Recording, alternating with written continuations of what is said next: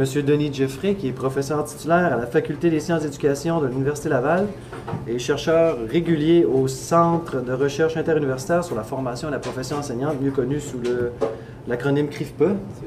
Ses recherches portent sur l'éthique professionnelle et les rites scolaires. Il a notamment publié aux presses de l'Université Laval Enseigner et séduire, enseigner et punir, en référence à Foucault, j'imagine, non? Beaucoup. Et Enseignant dans la violence. La communication qui sera prononcée par M. Jeffrey s'intitule Laïcité, voile musulman et neutralité éthique. Alors, la parole est à vous. Merci. Ben, merci beaucoup, Mathieu. Puis, merci beaucoup au gré de m'avoir permis de vous parler aujourd'hui. D'ailleurs, je vous souhaite en départ bon après-midi et puis bonne écoute. Donc, c'est évident que mon propos est beaucoup fondé sur le débat québécois récent autour de la Charte des valeurs du gouvernement du Québec. Et puis, surtout autour de la question du port de signes religieux ostensibles. Donc, j'ai cherché depuis 6 mois à réfléchir sur cette question-là pour essayer de comprendre ce qui se cache derrière toute cette question du port du voile. Déjà, avec M. Milot tout à l'heure, je pense qu'il a répondu à certaines de mes questions. Donc, je vais m'inscrire d'ailleurs dans l'esprit de sa pensée pour poursuivre la réflexion qu'il a entamée tout à l'heure. OK? Ma présentation se divise en 5 points. Donc, pour commencer, je veux vous parler d'une expérience personnelle que j'ai intitulée La veuve et le voile. Par la suite, je vais vous parler de la polysémie du voile, d'ailleurs, qui a été abordée ce matin. Par la suite, l'éthique de l'enseignant et le voile. C'est une question fondamentale puisque je suis un spécialiste d'éthique professionnelle des enseignants. Donc, cette question d'éthique me tient à cœur. Et juste un petit mot sur la laïcité au Québec, parce que j'ai eu l'impression au cours des 6 derniers mois qu'on a dit plusieurs choses qui m'apparaissaient souvent contradictoires, comme si la laïcité c'était quelque chose de nouveau au Québec, alors qu'évidemment ça a une histoire. Donc je ne vais pas en parler longtemps parce que je m'adresse à un public qui connaissait bien cette question, mais je vais juste le souligner pour en venir à la fin à présenter ma position sur cette fameuse posture professionnelle demandée aux enseignants depuis 2008, donc depuis la rédaction du programme. Donc, cette question, pour commencer, la veuve et le voile. Vous me voyez venir peut-être. Lorsque j'étudiais à Montréal, ici à l'UQAM, j'habitais le Myland, c'est un quartier extraordinaire, le Myland, sur la rue Esplanade, pas loin de la rue Saint-Viateur, enfin entre Saint-Viateur et Fairmount. J'étais dans un quartier évidemment multiethnique, mais la voisine à côté de chez moi, était dans la fleur de l'âge, mais elle portait le voile du deuil. OK? Elle vivait avec un homme, et j'avais toujours cru que cette femme avait perdu son mari, et c'est pourquoi elle portait le voile du deuil. J'en étais persuadé, et tous les amis avec qui je partageais mon logement, nous étions persuadés qu'elle était une jeune veuve et que c'était très malheureux que cette pauvre femme, une méditerranéenne, pour des questions de culture, devait être obligée à porter le deuil pour le restant de ses jours. Nous en étions d'ailleurs consternés et malheureux. Mais un jour que j'allais chercher mes croissants comme à tous les samedis matins, je la rencontre en train de faire son petit jardin urbain devant sa maison, comme on en fait beaucoup dans le Mylands, devant les maisons. Et puis je m'arrête pour lui parler et je lui pose des questions sur le deuil qu'elle vit. Et voilà qu'elle me révèle que son deuil n'est pas un vrai deuil, que c'était plutôt une stratégie, parce que depuis des années, elle n'aimait plus son mari.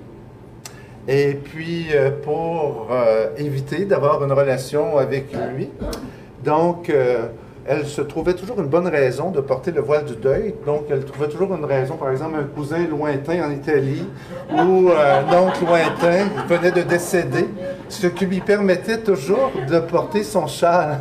Okay. Donc, l'entendant, je me suis vraiment rendu compte que pendant des années que je voyais cette femme et que j'avais vraiment construit un sens qui était un sens erroné sur le voile de deuil qu'elle portait et ça n'avait aucun rapport évidemment avec le veuvage, mais ça avait vraiment un rapport avec toute sa vie sexuelle. Et là, voilà que je vous reviens en partant. Les signes que l'on porte, parce que le signe du deuil, ce signe du voile est un signe ostensible, c'est un signe religieux. Il faut toujours être très prudent dans le sens que l'on donne à ces signes. J'ai évidemment mené un certain nombre de recherches autour des signes ostensibles, des vêtements ostensibles religieux, surtout celui du voile, parce que c'est vraiment le voile islamique qui a soulevé la plus grande controverse au Québec, et pour toutes sortes de raisons, on s'en est pris à ce voile-là.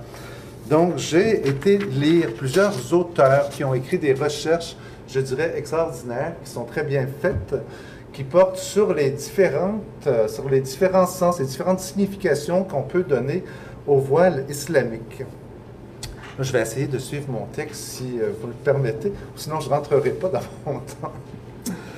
Pour des milliers, sinon des millions de croyants là, dans tous les pays du monde, puis je tiens à le dire encore, la religion est un mode de vie constitué de croyances et de rites qui permettent de donner un sens à leur existence. La question existentielle est au cœur de toutes les religions, c'est évident. Quand je dis ça, c'est une phrase que je pourrais avoir pris de Raymond Lemieux, qui a été mon directeur de maîtrise.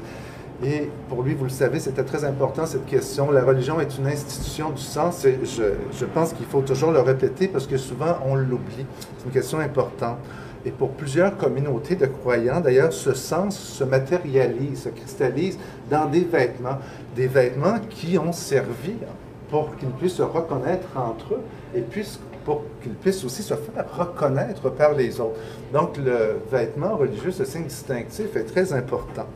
Dans les débats les plus récents là, sur la laïcité, puis au Québec, mais prenons juste les pays francophones, aussi beaucoup en Suisse, en Belgique et en France, le voile des musulmans là, a suscité plusieurs réactions hostiles. D'ailleurs, il y a un livre qui a été écrit par un auteur qui s'appelle Monder Kilani, qui est un professeur suisse d'anthropologie, un beau gros livre d'à peu près 800 pages, qui fait le tour de toutes ces controverses européennes autour du voile, et c'est un livre extraordinaire. Je vous donnerai la référence plus tard. Donc, le voile a suscité beaucoup de haine, puis aussi, donc on doit s'inquiéter de ce discrédit, surtout lorsqu'on associe le voile, évidemment, à l'intégrisme religieux. Le hijab n'est pas un symbole intrinsèquement condamnable, comme c'est le cas pour la croix gammée ou pour les symboles du Ku Klux Klan. Et j'ai entendu au Québec des gens qui faisaient cet amalgame. D'ailleurs, il y a eu plusieurs amalgames, ça, c'en est un qu'on a beaucoup fait. Mais il faut dire que le voile islamique, c'est probablement le symbole le plus visible de l'islam. Ce n'est pas la barbe des musulmans, c'est le voile des musulmans. J'aurais eu envie tout à l'heure à vous entendre, mais je ne le ferai pas parce que je n'ai pas le temps, mais j'aurais été beaucoup plus loin en vous disant que ce voile a une histoire qui est beaucoup plus ancienne que ce qu'on retrouve dans le Coran. N'oubliez pas que dans l'anthropologie féministe, on nous a bien fait comprendre, et surtout à travers des études comme celle de Macarius, celle de Marie Douglas, et aujourd'hui les écrits de Françoise Héritier, qui sont des grandes anthropologues, que les femmes ont toujours été associées à la terre-mère, au chtonien, à la nature, à ce qui est incontrôlable, immaîtrisable, parce que vous donnez la vie, parce que vous avez des règles, parce que le sang coule. Et quand le sang coule, bien, on devient impur, on devient souillé. Et la plus grande peur des hommes de tous les temps, peut-être depuis le début de l'Homo sapiens, c'est la peur du sang qui coule. Quand le sang coule, on est contaminé. Et quand on fait couler le sang ou notre sang coule, on peut contaminer autrui. Là, on est dans la pensée magique, donc il faut s'en protéger. Donc, les femmes ont toujours été dangereuses pour les hommes, d'où aussi le voile, d'où aussi la mise à l'écart, d'où aussi la mise à l'intérieur de la maison. Puis ça, je le dis parce que ça va être important, parce que je vais aussi vous dire que le fait de porter le voile pour plusieurs femmes, autant en Occident que dans les pays musulmans, ça leur permet enfin de sortir de la maison, de sortir de ce cadre-là. Donc, pour eux, c'est vraiment un symbole de modernité que de porter le voile. Là, je devance ce que je vais dire, mais c'est pas plus grave que ça. Bien des personnes, vous l'avez dit, ont la prétention de connaître le véritable sens du voile islamique. Puis ces dernières, d'ailleurs, personnes-là, c'est ce qu'on entend le plus souvent, l'ont beaucoup associé à l'asservissement des femmes ou à l'inégalité entre hommes et femmes.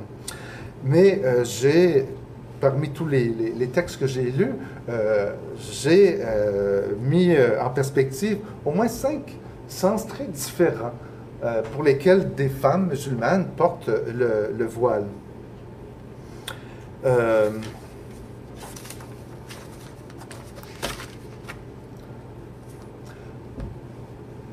Des recherches menées entre autres par 2 femmes, Gaspard et Coro Cavard, nous disent que pour beaucoup de musulmanes, le voile vient atténuer une image très moderne qui est liée au fait que les femmes, ici à Christian Dior, les femmes souvent se révèlent à travers une posture, des images, des représentations d'elles-mêmes qui passent par des postures alléchantes, sexy et même provocantes.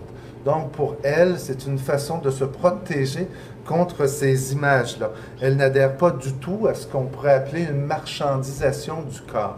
Donc, c'est une lutte, d'ailleurs, très féminine et très féministe contre la marchandisation du corps. Ce qui me surprend au Québec que des féministes ont pris position pour la charte, parce qu'ils n'ont pas vu que pour plusieurs femmes qui portent le voile, c'était aussi un symbole, une façon de lutter contre la marchandisation du corps féminin. Pour d'autres femmes, et puis là je cite une étude qui a été menée par Myriam Sellami, qui a écrit un livre qui s'intitule, je l'ai écrit ici, « Adolescente voilée, du corps souillé au corps sacré ». Myriam Sellami nous dit des choses comme ceci. J'ai trouvé qu'il y a plusieurs choses, c'est un gros livre, mais moi, cet élément, je l'ai trouvé fort. Elle nous dit que beaucoup de jeunes femmes dans les pays maghrébins, entre autres, elle est tunisienne, vont mettre le voile pour sortir de la maison pour ne pas se faire draguer, harceler par les hommes. Lorsqu'elles vont se rencontrer au café ensemble, elles mettent un voile parce que ça leur permet d'être enfin ensemble et de pouvoir discuter sans être dérangés, parce que les hommes musulmans ont, disons, la séduction parfois facile et intense, disons-le comme ça.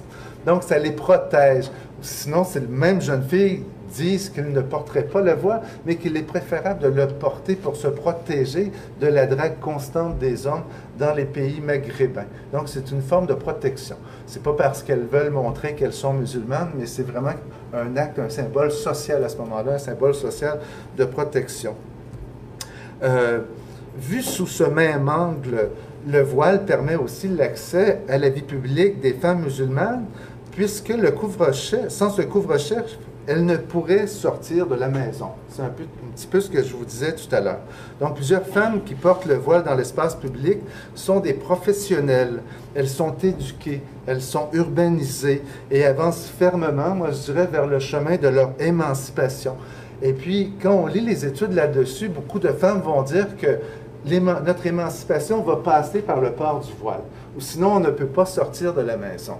J'ai beau avoir été à l'université, être une professionnelle, si je veux travailler, je dois mettre le voile, et ils le voient comme une étape qui va leur permettre, surtout dans les pays plus orthodoxes, qui va leur permettre de s'émanciper. Et ça me paraît très important de le dire. Mon Dieu, bon, ça me fait déjà 4 exemples. Je ne suis plus mon texte, mais c'est pas plus grave que ça. Donc, comme vous l'avez dit, le symbole du voile est polysémique. Et on doit éviter, d'ailleurs, un biais épistémologique qui consiste à réduire le voile à des significations réifiées. C'est pourquoi on ne peut pas connaître la valeur d'une chose sans interviewer les personnes, sans avoir des entretiens avec les personnes qui le portent. Puis ça, c'est très important, parce que ce biais épistémologique, qui est aussi un vieux biais anthropologique, vient de loin. Toute l'histoire de l'anthropologie occidentale montre que ce biais a toujours été très présent. Combien d'anthropologues qui ont fait un travail en Afrique, en Océanie, même ici en Amérique, auprès des peuples autochtones, après avoir interviewé une personne, avaient l'impression de connaître la totalité des mentalités et de la culture. Une personne. On avait l'impression que La personne était un clone qu'elle représentait tout le monde. Ce biais-là est très présent dans la plupart des grandes études anthropologiques et dorénavant, on doit tout faire pour le casser. Si on veut avoir les significations des modes de vie des personnes, on doit en interviewer plusieurs. Et c'est même pas certain, après en avoir interviewé plusieurs, qu'on soit capable de reconstruire leur réalité. Mais nous devons, par devoir, pour éviter ce biais épistémologique, ce vieux biais anthropologique, continuer à interviewer les personnes, ou sinon on va retomber dans le biais que j'avais moi-même lorsque je vivais auprès d'une femme italienne qui portait le voile, et je vais continuer à avoir un regard erroné sur elle et à penser que je ne pouvais pas lui parler parce qu'elle était, madame, en position de deuil. Donc, vous voyez comment ces biais peuvent induire des comportements de notre part à leur égard parce qu'on projette sur elle des significations alors que si je lui avais demandé avant, je n'aurais probablement j'aurais évité ce biais. L'éthique l'éthique de l'enseignant et le voile. Certains soulignent ou certains soutiennent même que le port de signes religieux là, communique des croyances incompatibles avec la laïcité. Ben, c'est le discours qu'on entend depuis 6 mois, c'est le discours de M. Drainville. Et d'autres considèrent que les musulmanes qui portent le voile ne pourraient respecter leur devoir de réserve et de neutralité inhérent à l'éthique des enseignants. Pour moi, les enseignants ont plusieurs devoirs d'éthique, mais ces deux-là sont très importants. En général, il y a 8 devoirs qu'on a mis à jour pour ce qui touche à l'éthique des enseignants. À travers toutes les recherches que j'ai faites sur l'éthique des enseignants, d'ailleurs, ce sont des devoirs qu'on va retrouver chez tous les enseignants qui se sont regroupés en ordre professionnel, et puis dans le monde anglo-saxon et les anciennes colonies anglo-saxons, dont l'Inde, c'est assez surprenant, mais plus de 30 États indiens, on retrouve des enseignants regroupés dans un ordre professionnel. Ils se sont donné un code d'éthique professionnelle. Donc, on le trouve partout dans les pays anglo-saxons, et nous, je pense qu'on peut s'en inspirer, d'ailleurs, pour penser à la professionnalité éthique des enseignants. Et évidemment, je me suis beaucoup inspiré de tous ces codes pour vous présenter ici ces 2 devoirs de réserve et puis de neutralité. J'ai essayé de faire une petite synthèse de ce qu'on trouvait dans les codes des professions enseignantes du monde anglo-saxon, et je vais vous en donner un bref aperçu. Mais avant, j'aimerais vous dire qu'il n'y a aucune raison de croire que des croyants se comportent d'une manière impartiale, c'est-à-dire qu'ils vont privilégier un groupe d'appartenance, OK, et qu'ils vont en disqualifier un autre. C'est ça, être impartial. Puis la fameuse neutralité, c'est juste ça que ça veut dire. Rester neutre, ça veut dire qu'on ne privilège personne, on ne privilégie personne et on ne disqualifie personne. C'est vraiment le sens premier de cette norme de neutralité qu'on trouve dans les codes d'éthique. Et puis, si nous pensions qu'un enseignant qui porte un signe religieux ou un fonctionnaire de l'État, un agent d'État qui porte un signe religieux, privilégiait ou disqualifiait des personnes avec qui il interagit pour cette raison-là, eh bien, nous aurions raison de nous inquiéter, mais cela n'a jamais été démontré. Donc, il s'agit vraiment d'un préjugé xénophobe à l'égard des gens qui portent des signes religieux ostensibles. Je vais donner un exemple du devoir de réserve, qui est une synthèse tel qu'on peut le trouver dans la plupart des codes d'éthique des enseignants que l'on trouve dans les pays anglo-saxons. J'ai fait le tour, mon Dieu, de combien? Peut-être une 60aine de ces codes, sinon plus. Ça ressemble un petit peu à ça, ce qu'on retrouve là-dedans. L'enseignant se garde de toute forme de prosélytisme. Il y a prosélytisme lorsqu'un enseignant désire convertir ses élèves, c'est-à-dire les amener à adhérer à une croyance. Bon, ça, vous connaissez un petit peu cette règle-là. C'est une règle très connue. L'enseignant se garde de toute forme d'endoctrinement. Endoctriner, ça veut dire vous amener autrui par des tactiques raffinées, puis souvent subtiles de persuasion. Donc, on l'amène à ses propres idées, à ses propres croyances, à ses propres valeurs. OK, endoctrinement. Troisièmement, l'enseignant se garde de communiquer des opinions personnelles sur des thèmes délicats ou sensibles. On ne dit pas plus. En général, c'est vraiment une synthèse qu'on fait. L'enseignant se garde de communiquer en cas des propos qui s'opposent aux normes et devoirs de sa profession. Par exemple, des propos qui pourraient être sexistes, racistes, homophobes, etc. Ça vient aussi dans le devoir de réserve. Puis, dernièrement, l'enseignant use de prudence et de civisme pour communiquer ses propres convictions philosophiques, politiques et religieuses. C'est pas écrit de ne pas en parler. J'ai jamais vu ça nulle part. D'ailleurs, je vais vous dire, si nous ne pouvions en parler, ce ne serait pas une position éthique, ce serait une position pédagogique. Et il faut vraiment distinguer le pédagogique de l'éthique, ce qui n'est pas fait dans notre programme de CR. Je pense qu'il va falloir le faire. Pour ce qui est du devoir de neutralité, en général, c'est beaucoup plus simple. Ils traitent les élèves, quelles que soient leurs différences individuelles, là, leur origine, leur religion, leur ethnie, leur genre, leur orientation sexuelle, avec compréhension, persévérance, etc., etc. Et il ne peut disqualifier ou privilégier aucun d'eux. C'est surtout ça qui est important. La neutralité n'a pas le sens de ne pas parler de ses convictions. D'ailleurs, je n'ai jamais vu ça dans aucun des codes d'éthique. Ça n'arrive jamais. Même dans les codes d'éthique des psychologues, enfin, parce que pour comparer les codes d'éthique que j'analysais, j'ai pris aussi beaucoup de codes d'éthique de professions où il y a des interactions humaines. Psychologues, infirmiers, infirmières, etc.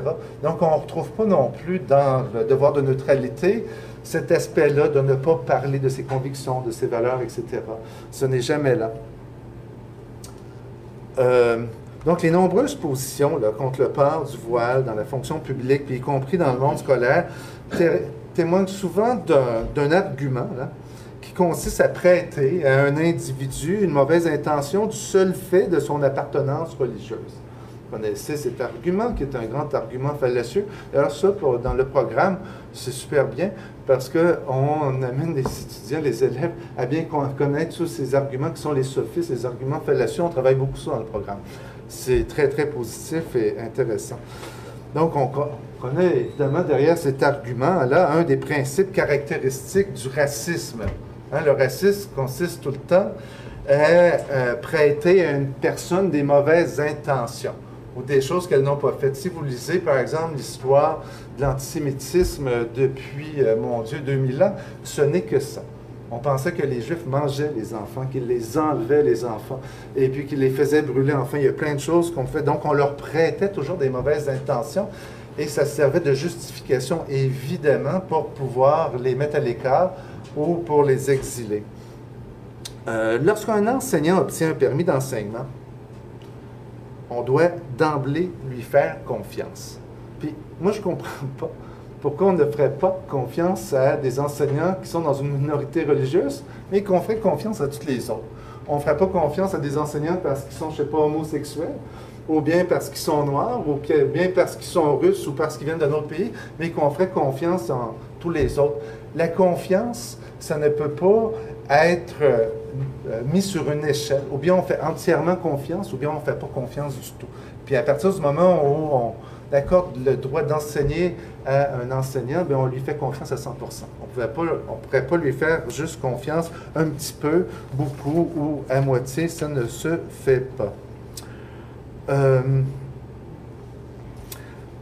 deuxième argument qu'on a entendu beaucoup durant les débats sur la charte, et puis que moi j'entends aussi lorsque je fais des débats sur cette position de neutralité des enseignants, puis je pense qu'il aussi contient un préjugé xénophobe et raciste, c'est l'argument qui consiste à reprocher à un individu ce qu'on pourrait reprocher à des membres de sa communauté d'appartenance. Hein. On sait que c'est un argument qui est foncièrement fallacieux.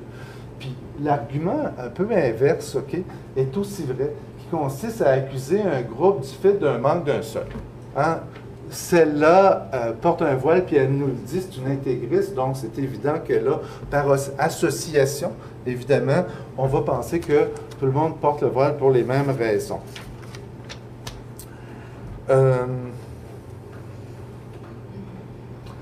Il n'y a aucune raison de croire qu'un signe religieux, là, porte des valeurs en contradiction avec les fonctions d'un enseignant. Il n'y a aucune raison de le croire. Puis d'ailleurs, je me demande toujours comment on en est venu à le croire, mais c'est quand on se fait marteler qu'il y a des raisons de le croire, on pourrait finir par le croire, mais il n'y en a pas.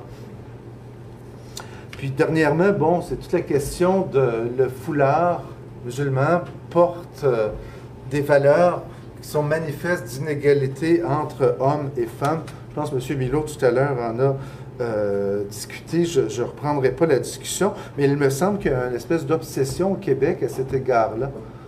Alors que les manifestations d'inégalité hommes-femmes ils sont multiples dans la société québécoise. Donc, la question que je me posais, c'est pourquoi cibler plus particulièrement le foulard de quelques musulmanes qui habitent le Québec? Moi, je me dis, si jamais ces femmes sont victimes et qu'on les aide, et puis qu'on vise leur mari, s'ils sont soumises à leur mari, qu'on vise leur mari, mais on le sait au Québec, puis d'ailleurs, je ne sais pas pourquoi Mme Jeannette Bertrand l'a oublié, que la seule façon de s'en sortir, c'est par l'éducation. Elle a été une grande éducatrice et je pense qu'elle a beaucoup contribué à l'égalité entre hommes et femmes.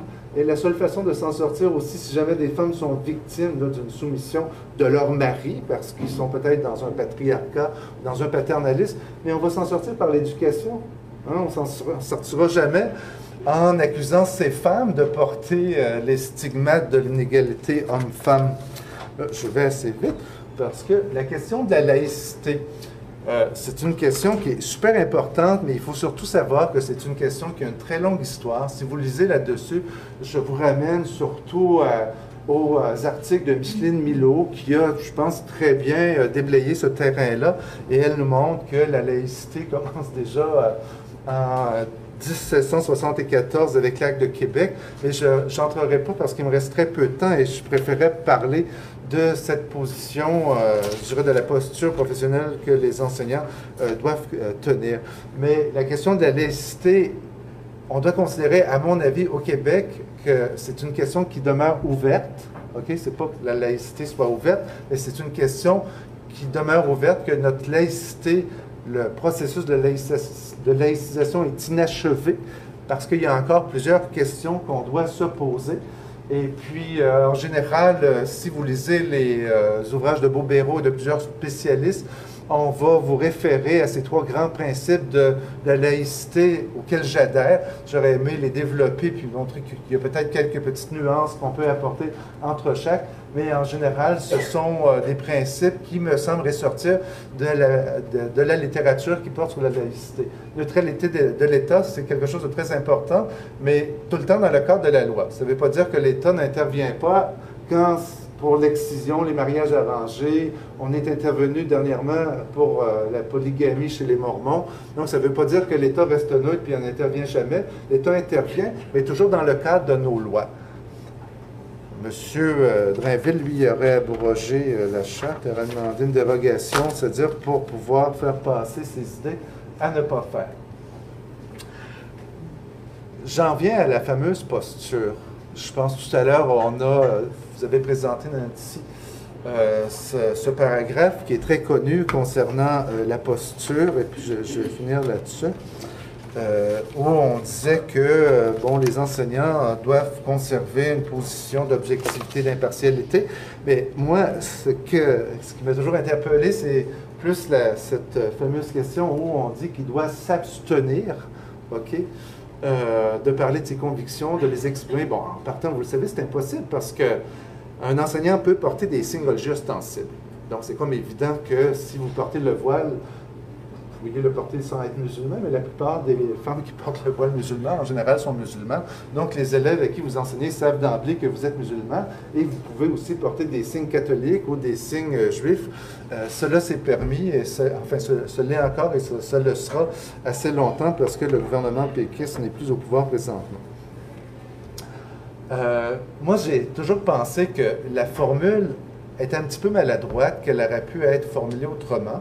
Parce que ce qui est important pour nous, c'est que les enseignants DCR, comme tous les enseignants du Québec, respectent leur devoir de neutralité et le devoir de réserve, comme je l'ai montré tout à l'heure. Et s'ils respectent ces devoirs-là, cela n'implique pas qu'ils ne parlent pas de leurs convictions ou qu'ils ne parlent pas qu'ils ne partagent pas avec les élèves différentes positions politiques ou différentes positions qu'ils ont sur les valeurs, les croyances, les convictions. D'ailleurs, puisque, à mon avis, ça touche vraiment à deux dimensions très différentes, la dimension pédagogique, et je pense que partager avec ses élèves de ses convictions, croyances, valeurs, ça touche à une dimension pédagogique et non pas une dimension éthique. Si ça touche à une dimension pédagogique, là, il faudrait se poser la question, à partir de quels critères de normes, là, j'avais écrit cette question-là, à partir de quels critères de normes un enseignant échoue à ses devoirs, ben, ça c'est la première, éthique de réserve neutralité, puis à quels critères ou normes un enseignant échoue à montrer qu'il est incompétent en termes pédagogiques. Okay? Pour moi, la question est là. Donc, un mot sur, parce que je l'ai entendu tout à l'heure, il ne faut pas influencer les élèves. Quand j'entends ça, moi je suis un pédagogue. Je suis formé pour être un pédagogue. C'est drôle. Être un pédagogue, enseigner, c'est influencer des élèves. Nous ne faisons que ça. Nous voulons les influencer pour qu'ils deviennent autonomes, pour qu'ils deviennent respectueux des autres. Nous les influençons pour qu'ils apprennent. La pédagogie vise à influencer un élève pour le mettre au travail, pour qu'il puisse apprendre. C'est ça la pédagogie, et ce n'est que ça.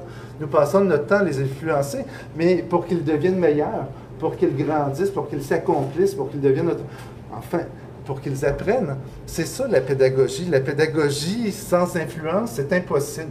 Et si vous lisez tous les grands procès qui ont été faits contre des enseignants, les grands procès de 1996, où des enseignants ont été accusés pour, je ne rentrerai pas là-dedans, mais pour toutes sortes de raisons, les juges en chef de la Cour suprême du Canada disaient explicitement, enseigner, c'est influencer les élèves. Et puisqu'un enseignant influence les élèves, ça prend une éthique. Donc, c'est un métier de responsabilité. Cette influence ne doit pas se faire n'importe comment.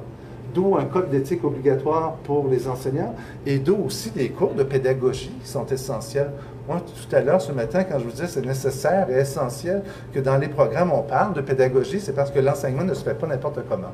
Et il y a des spécialistes qui nous disent, qui font des recherches qui nous disent que pour enseigner tel contenu, il y aurait 3 méthodes pédagogiques pour le faire, pas 5, pas 10. 3 qui fonctionnent bien, 2 qui fonctionnent moins bien, puis 3 qui n'ont pas fait leurs preuves. Les sciences nous disent ça. J'ai la prétention de dire que de plus en plus, on s'en va vers une pédagogie scientifique parce que les recherches, maintenant, commencent à donner des résultats probants, des données probantes, et qu'on doit maintenant enseigner ces méthodes qui fonctionnent pour l'enseignement. C'est pourquoi la question là, des normes pédagogiques pour parler de ses convictions, pour parler de ses valeurs, pour parler de ses croyances, c'est les spécialistes dont plusieurs d'entre vous êtes, qui allaient nous dire comment le faire. Ce n'est pas de ne pas le faire, c'est de le faire de la meilleure façon possible. Moi, c'est ce à quoi je crois. Et puis aussi, peut-être je vais finir là-dessus, à défaut, là, de demander à un enseignant le mutisme, je dirais, pédagogique, comme plusieurs d'entre vous le disaient, il faut plutôt lui demander toujours d'avoir une attitude critique, une attitude réflexive, une pensée critique sur ce qu'il dit, sur ce qu'il fait, puis dans un sens vraiment éthique. Ce qu'on demande aux enseignants, puis ce qu'on lit dans tous les codes d'éthique de la profession enseignante, c'est d'être capable d'expliquer, là, puis de justifier tout ce qu'on fait et tout ce qu'on dit en classe.